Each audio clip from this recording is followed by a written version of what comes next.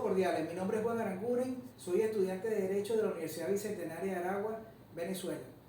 El tema a continuación trata sobre el Estado Civil. Este tema es importante desde el punto de vista social porque nuestras vidas están enmarcadas en reglamentos, normas y leyes.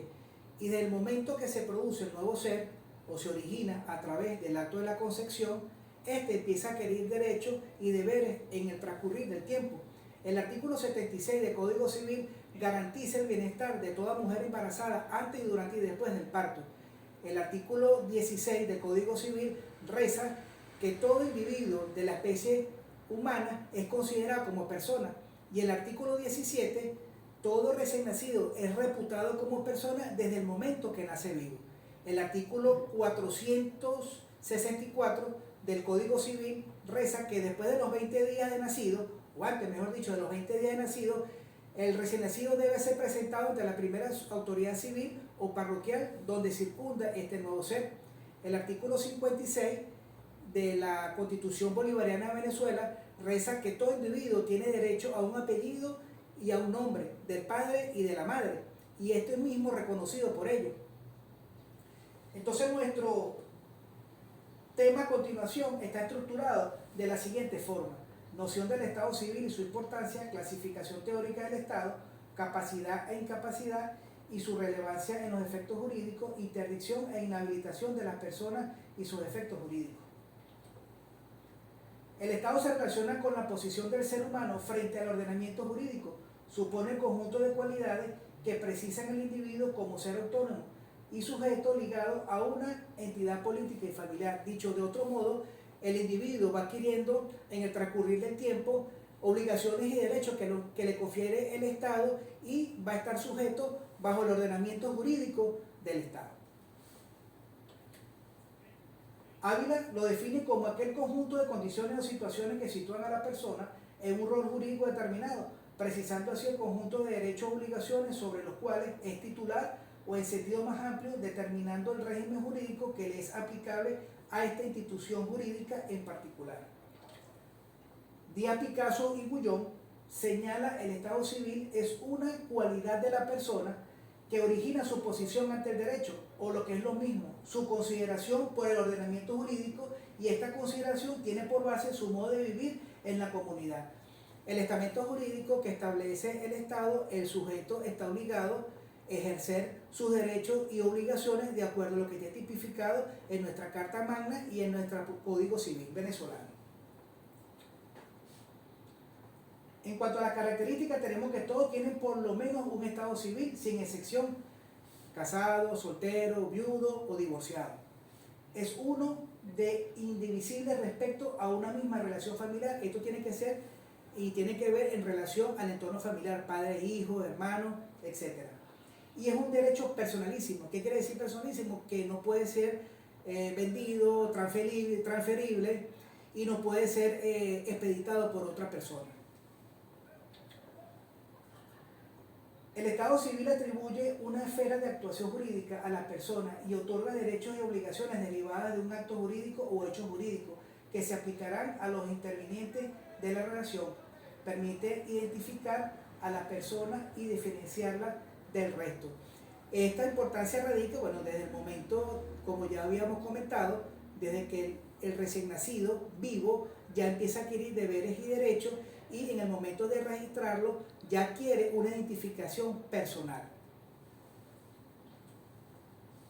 La clasificación teórica del Estado Civil se clasifica en status civitatis, status personae y status familiar. El status civitatis son un conjunto de facultades o derechos que el ordenamiento jurídico concede al individuo para reclamar o proteger sus propios intereses. Esto está tipificado en el artículo 445, que tiene que ver con relación con los nacimientos, matrimonios y difunciones, y se harán constar en la jurisdicción donde circunda este ser.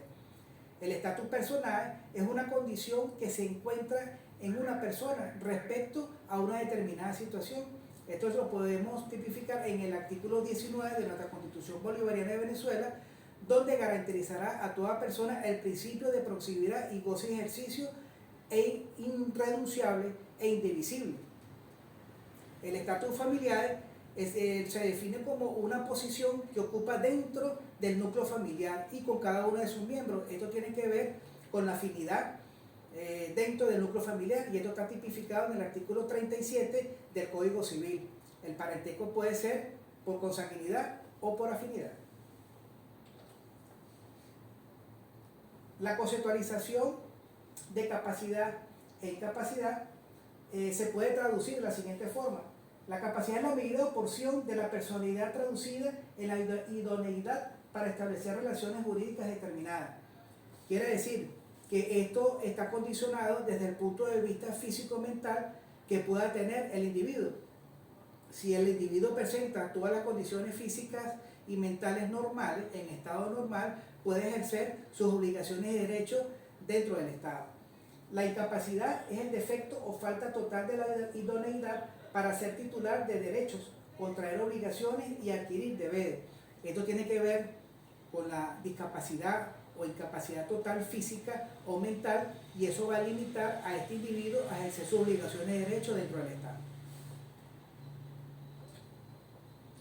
En cuanto a la interdicción, la podemos definir como un conjunto especial fundado en una conexión sumaria, el cual comienza con una etapa de ejecución en cuyo inicio es nombrado por un tutor interino que suple la capacidad de ejercicio de este presunto interdicto o entredicho, siendo siempre la necesaria la intervención del Ministerio Público. Para que pueda prosperar la interdicción e igualmente la inhabilitación, y valga que adelanto un poco este punto, tienen que existir 4 supuestos: la entrevista del interdictado con el juez, 4 testigos familiares, 2 facultativos y la notificación al Ministerio Público. Entonces, como esto es una relación de hechos y que evidentemente tenemos que respetar el pudor de la paciente o del que esté ahorita en el momento de juicio, no vamos a hacer alusión de los datos pertinentes del caso. Vamos a hacer caracterización de los eventos mórbidos que aquejaron a esta persona y que el familiar por ese motivo solicitó la interdicción.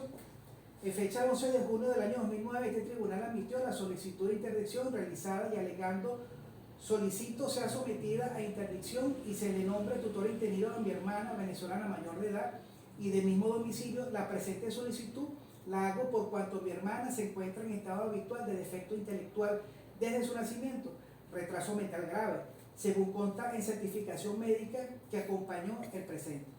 Se le hace incapaz de proveer a sus propios intereses, mucho menos velar por ellos y defenderlos, siendo tal defecto intelectual que el tratamiento médico de que es objeto no le ha permitido mejora alguna, haciendo permanente su incapacidad para afrontar los asuntos de su propio interés. Evidentemente se trata de un caso de una persona que desde el punto de vista evolutivo y cognitivo no está acorde con su edad, y el familiar solicitó la interdicción para poder administrar sus bienes, y el juez solicitó a través de 2 facultativos y se demostró de que la persona tiene dificultad de aprendizaje y desde el punto de vista evolutivo no estaba acorde a la edad. Sin embargo, la familiar de la presente interdicta se le nombró a su tutor interino para que pueda ser administrado sus bienes. En cuanto a la inhabilitación, podemos decir que consiste en una privación limitada de la capacidad negocial en razón de un defecto intelectual que no sea tan grave como para originar una interdicción. Estos casos por lo general necesita la intervención de 2 facultativos para que el juez pueda determinar el estado, si es interdicción o inhabilitación, para poder establecer los beneficios a través de un tutor interino y que le puedan ser administrados sus bienes.